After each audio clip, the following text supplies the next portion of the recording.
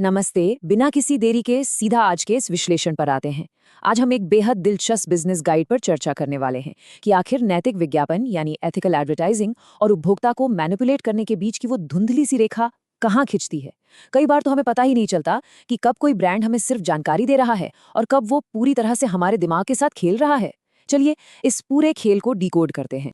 इस चर्चा में हम कुछ अहम पड़ावों से गुजरेंगे, जैसे पर्सुएजन और मैनिपुलेशन में असल में क्या फ़र्क है, हमारे दिमाग के साइकोलॉजिकल ट्रिगर्स कैसे काम करते हैं, भाषा और विजुअल्स के जरिए कैसे धोखा दिया जाता है, ग्रीन वॉशिंग और हेल्थ केयर क्या है, आज के जागरूक उपभोक्ताओं का उदय कैसे हो रहा है, और आखिर में एथिकल तरीके से कंज्यूमर का भरोसा कैसे जीता जाए।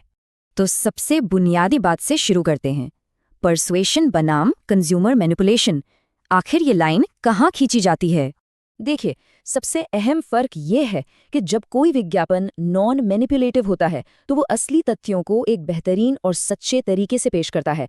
इसमें कोई झूठ या बेमतलब का डर नहीं होता। लेकिन दूसरी तरफ मैनिपुलेशन पूरी तरह से भ्रामक खेलों, मनगढ़ंत बातों और हमारी भावनाओं का फायदा उठाने पर टिका होता है। यहीं पर विज्ञापनदाता सच्चाई को छिपा लेते हैं ताकि हम वही खरीदें जो कंपनी बेचना चाहती है।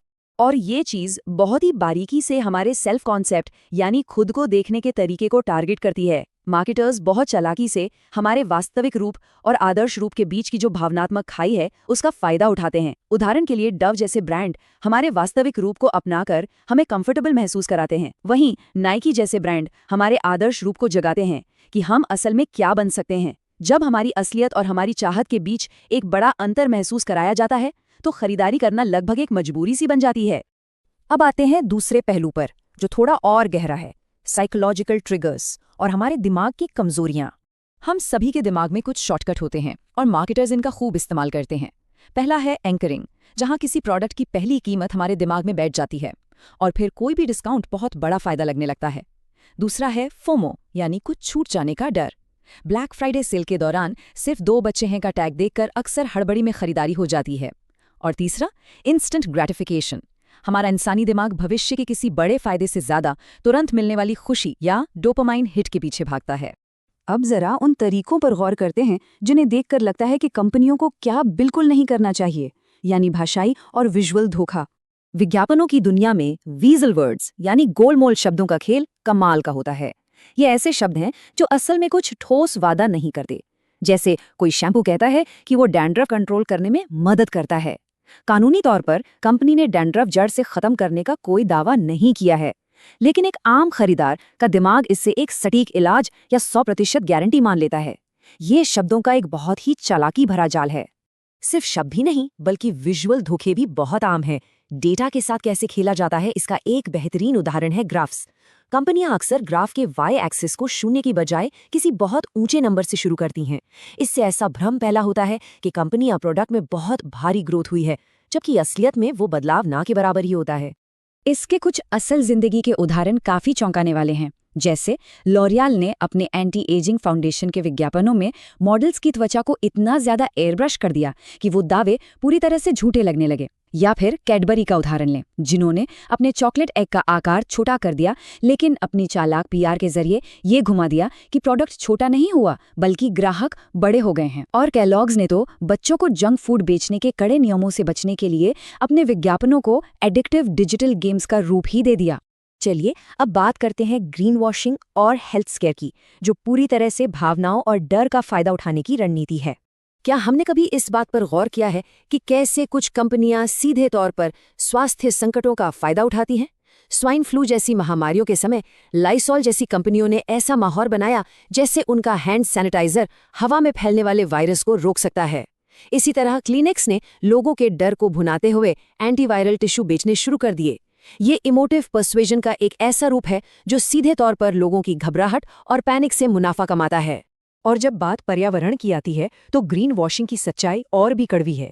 ये बात काफी हैरान करने वाली है कि जो लोग एथिकल और इको फ्रेंडली विकल्प चुनने के लिए सबसे ज्यादा कोशिश करते हैं, वही लोग अस्पष्ट या झूठे पर्यावरण संबंधी दावों से आसानी से धोखा खा जाते हैं।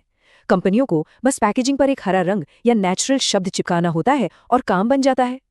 लेकिन अब कहानी में एक बदलाव भी आ रहा है। एक नए दौर की शुरुआत हो रही है, जागरूक उपभोक्ताओं का उदय। आज का जो कॉन्शियस कंज्यूमर है वो मुख्य रूप से 5 मूल्यों पर चलता है। उसे सिर्फ एक प्रोडक्ट नहीं चाहिए, उसे स्वास्थ्य, पूरी ईमानदारी, सुविधा, मजबूत रिश्ते और समाज की भलाई चाहिए। ये वो लोग हैं जो पूरी पारदर्शिता की मांग करते हैं। अब प्रोडक्ट के फीचर्स की सटीक जानकारी देनी ही पड़ती है, क्योंकि झूठे वादों के लिए बाजार में अब जगह कम होती जा रही है। फास्ट फैशन की दुनिया इसका एक जीता जागता उदाहरण है। पर्यावरण को लेकर जो आज के जेनजी खरीदार हैं, वो सस्ते कपड़ों की चाहत और उनके पर्यावरणीय नुकसान के बीच एक भारी मानसिक तनाव यानी कॉग्निटिव डिसोनेंस से गुजरते हैं।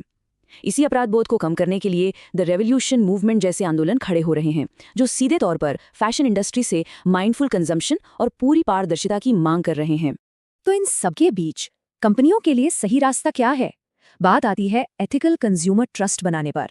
किसी भी बिजनेस को लंबे समय तक टिकाऊ बनाने के लिए एक 3 कदमों वाला प्लेबुक है।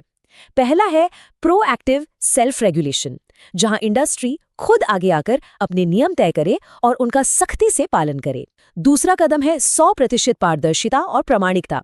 और तीसरा, खरीदारों को कोई आसान शिकार या टारगेट समझने के बजाय उन्हें एक पार्टनर समझना और ब्रांड के संदेशों को सीधे उनके मूल्यों के साथ जोड़ना।